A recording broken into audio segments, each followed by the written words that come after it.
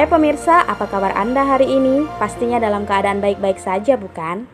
Kita ketemu lagi nih dalam tayangan kanal berita TV-nya Buruh, Stop, atau seputar tokoh organisasi perburuhan. Nah, kira-kira hari ini kita akan mengangkat seputar tokoh organisasi perburuhan apa ya?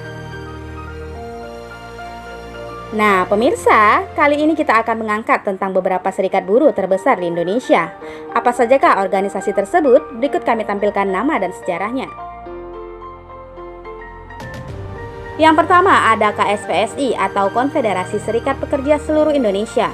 KSPSI lahir pada 20 Februari tahun 1973 dari hasil Deklarasi Federasi Buruh Seluruh Indonesia atau FBSI.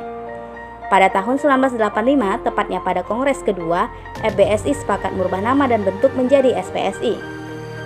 Sedangkan pada Oktober 1994, SPSI kembali berubah menjadi FSPSI dan menetapkan 13 Serikat Pekerja Lapangan Pekerjaan atau SPLP di Munas tahun 1995. Pada masa reformasi, FSPSI terpecah menjadi dua, tetapi berkat SPA-SPSI yang bertahan bersama FSPSI, melalui Munas kelima, FSPSI persatuannya kembali menjadi 13 SPA-SPSI, bahkan meningkat menjadi 17 SPA di tahun 2000.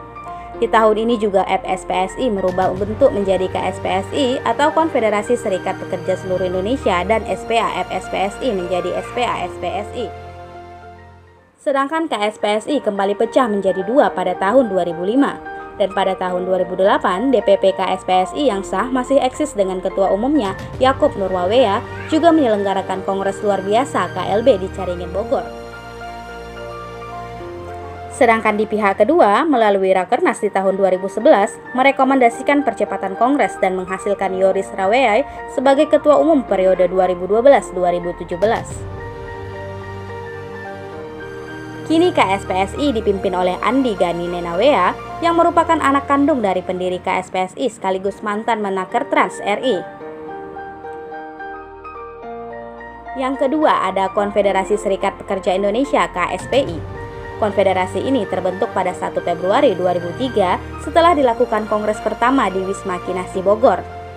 Aliansi Serikat Buruh Serikat Pekerja ini terbentuk berawal dari masuknya era reformasi pada tahun 1998 yang mana pada saat itu SPSI terpecah dan salah satunya bernama SPSI Reformasi. KSPI bernama awal Komite Serikat Pekerja Indonesia dan hasil kongres tersebut sekaligus merubah nama menjadi Kongres Serikat Pekerja Indonesia atau KSPI. Kongres perdana itu sendiri dihadiri 11 SP atau SB, yaitu FSP Farkes Reformasi, FSP Kahutindo, FSP Pariwisata Reformasi, Aspek Indonesia, FSP KEP, FSPMI, FSP PPMI, FSP ISI, PBPGRI, FSP BUMM, dan SPN. Hasil kongres memilih Rustam Aksan sebagai presiden dan Rindo Rindo sebagai sekjennya. Sedangkan pada Kongres kedua pada 31 Januari hingga 1 Februari 2007 di Malang, terjadi ketidaksepahaman mengenai pemimpin organisasi yang berujung pada nonaktifnya 4 afiliasi KSPI, yaitu Aspek Indonesia, FSP ISI, FSP Kahutindo, dan SPN. Sedangkan untuk FSP BUMN sudah mengundurkan diri dari sejak Kongres pertama KSPI. Pada Kongres kedua juga terpilih Tamrin Mosi dari FSPMI menjadi Presiden KSPI dan Rusli dari PGRI menjadi Sekjen KSPI. Pada tahun 2007, tepatnya di tanggal 23 November, KSPI merubah nama menjadi Konfederasi Serikat Pekerja Indonesia atau KSPI.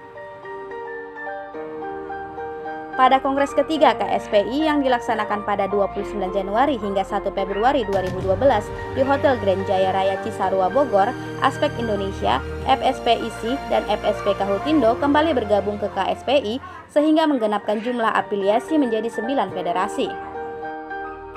Sedangkan Serikat Pekerja Nasional atau SPN resmi bergabung kembali ke KSPI pada 1 Desember 2014. Berdasarkan hasil Kongres ketiga KSPI tersebut, platform perjuangan KSPI terdiri dari 15 prinsip dasar, 9 program aksi, 5 pilar utama, 10 strategi, dan 7 isu prioritas. Kini KSPI dipresideni oleh Insinyur Haji Said Iqbal ME yang merupakan pimpinan afiliasi Serikat Buruh FSPMI. Berikutnya yang juga merupakan konfederasi terbesar di Indonesia adalah Konfederasi Serikat Buruh Seluruh Indonesia atau KSBSI. Awal mula terbentuknya KSBSI terjadi pada 22 April 1992 yang diadakan pada Pertemuan Buruh Nasional di Cipayung, Bogor yang dihadiri oleh 104 aktivis LSM dan wakil buruh. Dan pada tanggal 25 April 1992 terbentuklah Serikat Buruh Sejahtera Indonesia atau SBSI serta menjadikan Muchtar Pahpahan sebagai ketua umum. Hal ini juga menjadi awal terbentuknya Serikat Buruh Independen di Indonesia sejak Indonesia dipresideni oleh Soeharto. Di zaman Soeharto sendiri, banyak kader KSBSI yang dipenjara, tetapi hal itu tidak mengurungkan niat untuk terus mensejahterakan kehidupan anggota dan buruh Indonesia. SBSI sendiri pada tahun 1996 memilih menjadi anggota afiliasi Serikat Buruh Internasional (WCL). Pada tahun 2006, WCL dan ITUJ melakukan unifikasi menjadi satu wadah yang bernama International Trade Union Confederation. Ada lebih dari 9 orang pengurus KSBSI yang sekarang mewakili menjadi pengurus internasional yang masing-masing mewakili ILO, ITUJ, dan Industrial. Pada tahun 2003, SBSI merubah nama menjadi Konfederasi KSBSI dengan 11 anggota federasi afiliasi yaitu Gartex, SBSI, Lomenik SBSI, KUI SBSI, Hujatan, Kikes, Pesdikari, FTA, Bupela, Nikeoba, FPE, dan Kami Parho. Pada Kongres ke-8 tahun 2019, untuk menyesuaikan kebutuhan perkembangan zaman aspirasi anggota afiliasi dan untuk solidaritas organisasi, maka nama organisasi dirubah menjadi Konfederasi Serikat Buruh Seluruh Indonesia, disingkat menjadi KSBSI dengan 10 federasi yang berafiliasi di dalamnya. KSBSI memiliki 350 DPC dan 32 Korwil. Dan ke-11 federasi di dalam KSBSI juga telah berafiliasi ke Serikat Buruh Internasional Industrial, ITF, IE, BWI, dan lain-lain. Sekarang KSBSI dipimpin oleh Eli Rosita Silaban. Baik pemirsa, itulah tadi 3 konfederasi serikat buruh terbesar di Indonesia. Perlu kami sampaikan bahwa dalam konstruksi demokrasi modern, kelembagaan serikat buruh merupakan pilar demokrasi yang keempat.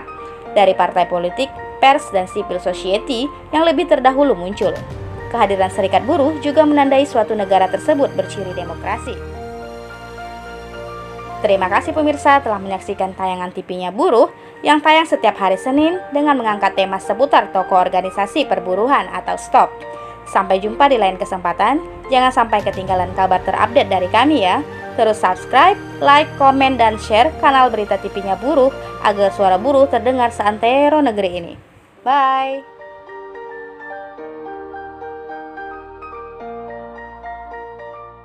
Demikian kabar buruh hari ini. Mohon like, subscribe, komen, dan share-nya ya teman-teman, agar suara buruh didengar seantero negeri ini. TV-nya Buruh, TV-nya kaum buruh.